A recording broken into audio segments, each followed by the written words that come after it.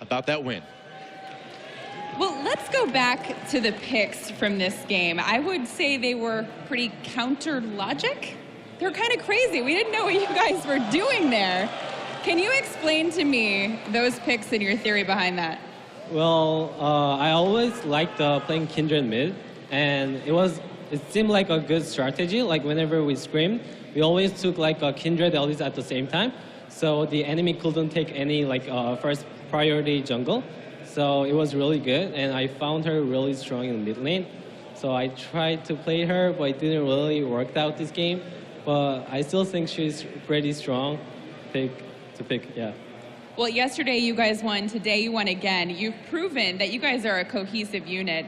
Can you tell me a little bit about the dynamic of your team and who's calling the shots?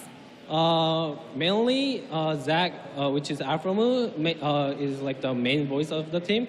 And like pretty much everyone has their own role. Like for example, like Smitty, he says like no in the team fight, which means we cannot fight here. So we all need to back up. And like everyone just talks like a lot. And we care about like each other in real life. So like I think that's how we get the synergy. What about when Darshan kind of pulled a Peke there in the first game? What was going through your mind when you saw him do that? Sorry? When Darshan pulled a Peke in the first game, what was going through your mind then?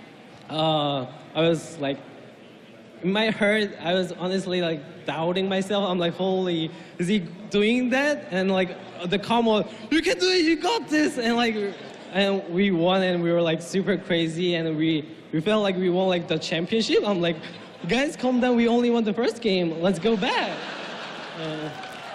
You still have some games to play, but we liked watching you celebrate. Now, speaking of the championship, though, next up you're going to face Origin in the finals. What would it mean to you guys to win in front of your home crowd? Obviously, like it will feel really good, especially like it's our new roster. Like we came to IEM with like a mindset like let's enjoy this tournament. And, like it's our first LAN, so let's not be nervous. Let's like show like we don't suck. So, I mean, I feel good, and it will be definitely like a really good start if we win this tournament. I would say so, and I think the fans love you. So congratulations, Huhi, and Chober will send it back to you.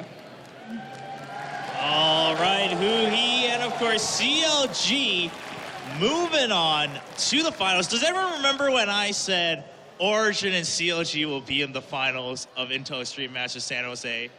No, I don't. Are we an analyst test, or are we just here to feed your ego? Wait, do you not remember that? If you guys don't remember that, be sure to go back and check some VODs on Plays.tv. Oh no, we set you up for it. And you'll be able to find out a lot more than just that. You'll be able to see some highlights and POV VODs from all the matches this weekend at the Intel Extreme Masters.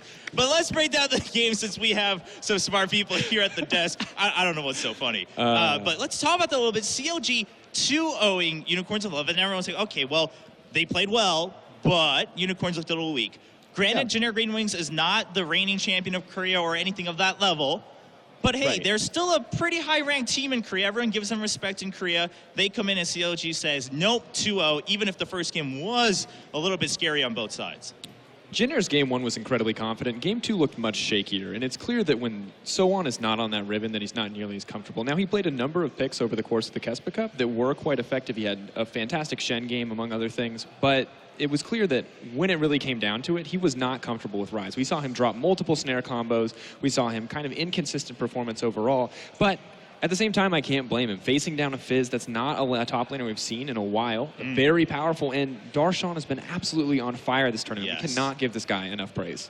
Yeah, I mean, as they were talking about Darshan and now going against Soaz, that's a matchup that's going to be really, I mean, it's going to be fireworks for sure, because Darshan, some would say, did absolutely everything he can to carry these games. Yeah, he pretty much just put the team on his back. Yeah. I mean, especially that last game, he was like 10-1, and then the game before that, it was like, oh, well, you know, we're losing some dragons. We'll literally win the game for you. Yeah, right. It was the Darshan show. Yeah, it really was today. And Freak, how did you watch those games? I mean, are we a little bit more convinced now about what this team of CLG is capable of? I am even more convinced that Darshan's really good at League of Legends, and I'm glad that like throughout the years, like watching Zion Spartan in the North American LCS, now he's like evolved to Darshan and gotten like way better. I think this is actually before it was Wiz Fusion to Apollo. I think now Zion Spartan to Darshan is now the best name change in the history of the North American League of Legends scene.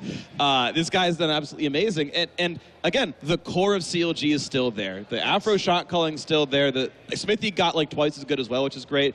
Darshan got way better as well. And so like all this core is still there, and the spikes of individual talent, like Smithy and Darshan's individual play are like winning in the game. There's still a lot of rough spots. He did not have a good Kindred game. Right. Stixxay had some good plays, some bad ones, but it was enough for a B-tier Korean team. I mean, Wow.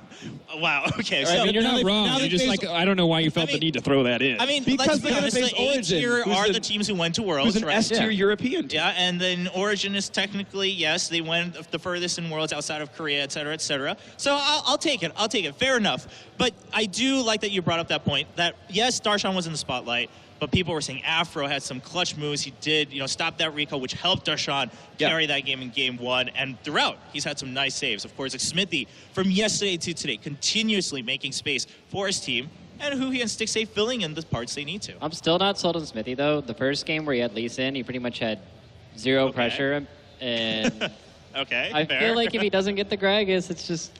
True, yeah, Not gonna be pretty. it does remain to be tested a little bit on where his limits in champion pool really stops. Is it just Gragas, or is there more? I realized something actually. Like back in the North American LCS, we made fun of Smithy for whiffing all his Sejuani ultimates. Yeah. I think he was in his mind playing Gragas the whole time. Every one of those whiff Sejuani ultimates would have been great Gragas ultis. Like way back when. Like watch those VODs. This And is- imagine it was explosive Cask. He would have been the best player in the game. So maybe this is what it was all along. And yeah, as soon as you ban Gragas, it's back to the old Smithy. All right, maybe there's something there. Maybe he's just used to explosive. Yeah, I'll take that too. Well, ladies and gentlemen, regardless of what the reasoning was and who was in the spotlight, CLG does move on. We do have an EU versus NA finals here at the Intel Extreme Masters.